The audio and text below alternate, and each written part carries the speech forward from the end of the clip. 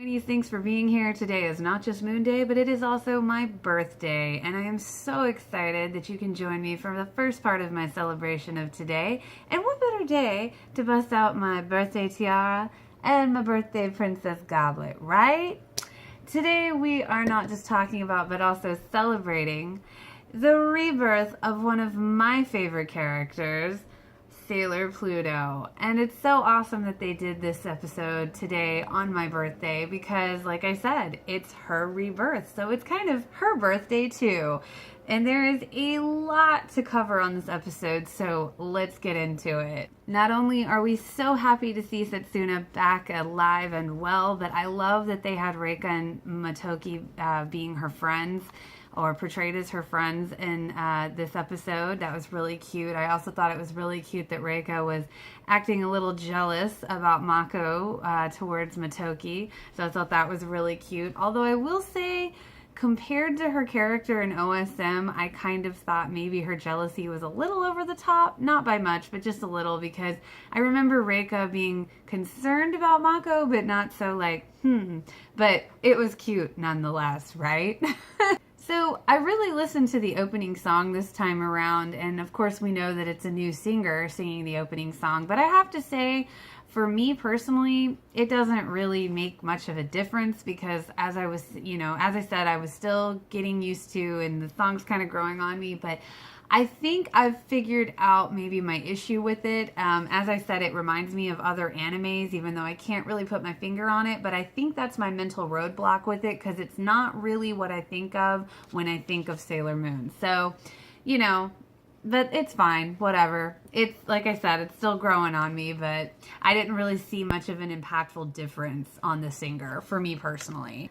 When we went from Reika being jealous about Mako to kind of telling Motoki, oh, Setsuna's very beautiful, isn't she? I was like, are you trying to trick him, Reika? I kept replaying a couple of times the scene where Reika sees something outside the train window, but I didn't see anything specific. I'm just going to chalk it up to her just picking up on all the bad vibes going around. So then we see Dr. Tamao and Kaori Knight. I knew we'd be getting back to them eventually, and we certainly did in this episode. Master Pharaoh 90, his voice sounds pretty good, I have to say. He just wants the Senshi all taken out, but not before getting his hands on the silver crystal.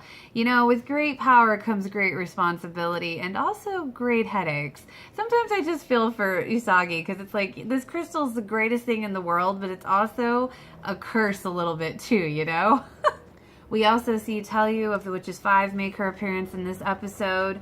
I just have to say, side note, the Holy Grail that they made, that Mamoru and Usagi made for Chibiusa, I have to say, it is so beautiful. I mean, it's just a little replica, but it's so stunning, right? Then we see poor Hotaru being harassed by those mean girls, and there was like this whole catch-22 moment for me because I was like, I want to see her bad side come out and get those girls, but at the same time, you don't want to see it. And then you did kind of see a little snippet of it, and it was like, yay! But then, no, we don't want to see it. It was such a catch-22. And poor Usagi, always wanting everybody to get along, as she thinks mainly in regards to Michiru and Haruka. And it was so cute. We get to see that little part of that little bit with Mako and her her old kind of boy crazy self, where she says the flower reminds her of him, her senpai. And I kind of loved and kind of cringed at that moment when Chibiusa was attempting to give the Holy Grail replica to Hotaru because, she obviously rejects it, but she does it in the nicest possible way. But it's just like, oh, like, I'm conflicted. Like, I don't know how to feel about that. I mean, it was still kind of cute, but it was just like, it's conflicted emotions, And I thought Hotaru's eyes were dark, like, deep purple, not black. That's what I considered them to be.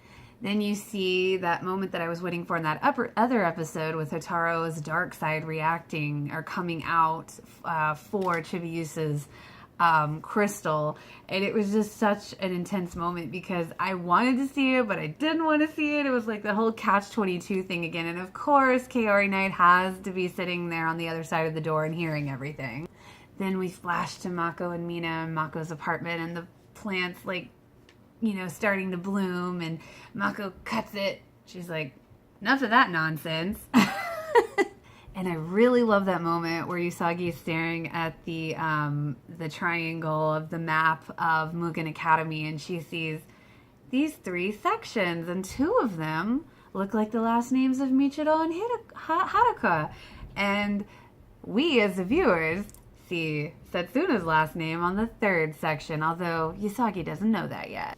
Then, speak of the devil, or think of the devil, we see Michiru and Haruka walk by, and then they start running, and Usagi runs after them, and then we flash to, she finds them at their apartment, and you see Haruka on one side of the closed door, and Usagi on the other side, and she gives her very short, but very heartfelt speech about, why can't we just fight together? I really felt a lot of emotion on that little moment.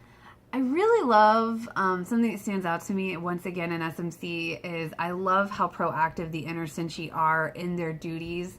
It's just that I love that more mature approach to it. I really do. And I have to say, Tellur's voice is really good. It's not too obnoxious. It's not too evil.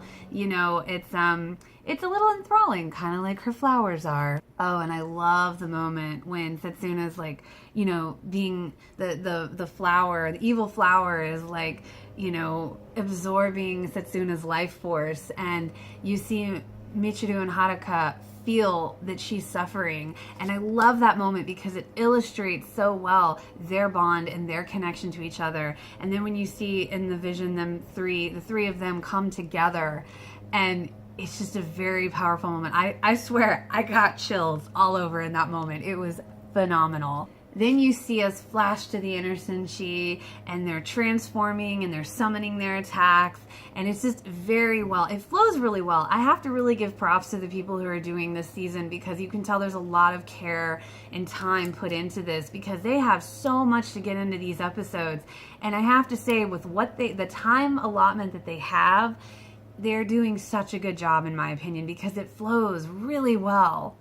So getting back to the attacks, they all, you know, summon their attacks, and of course, Tellur just takes it out without even a blink of an eye, it seems. And, you know, it's just even Sailor Moon too, you know. And then you see Chibi Moon call on her mom for help, and Luna P produce the, Mini Moon. Mini Moon calls on her mom for help, and she gets her heart rod from her mom through Luna P. And that was just so cute because we got to see the pink sugar heart attack, and that's always adorable, right? But unfortunately, her attack does not work either. And in that moment, you see so much going on because Tellur's vine plant monster thing comes to life, or she's going straight for Sailor Moon. And then we get to see Tuxedo Mask make an appearance, and he's busting through the glass, and it looks like all hope is lost. And then you hear it. Dead scream. Sailor Pluto is officially on the scene, and she takes out Tellur and her monster without even breaking a sweat, and she is there in all her beautiful glory. I love it. It was such a goosebumps, chills kind of moment. Absolutely love it so much.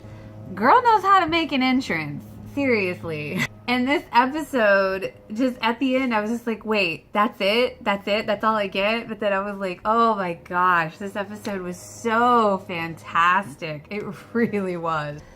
I'm still reeling from it. And once again, I just gotta say, I absolutely love the ending song. It is so cute. I know we're gonna get another one event, probably coming up soon, but this one is so adorable. But anyway, that is my thoughts and review on this wonderful, awesome episode, the rebirth of Sailor Pluto on my birthday. Thanks for hanging out with me. And the next episode will be Act 32, Infinity 6, 3 Guardians. If you enjoyed, feel free to like and subscribe. Until next time, Moonies.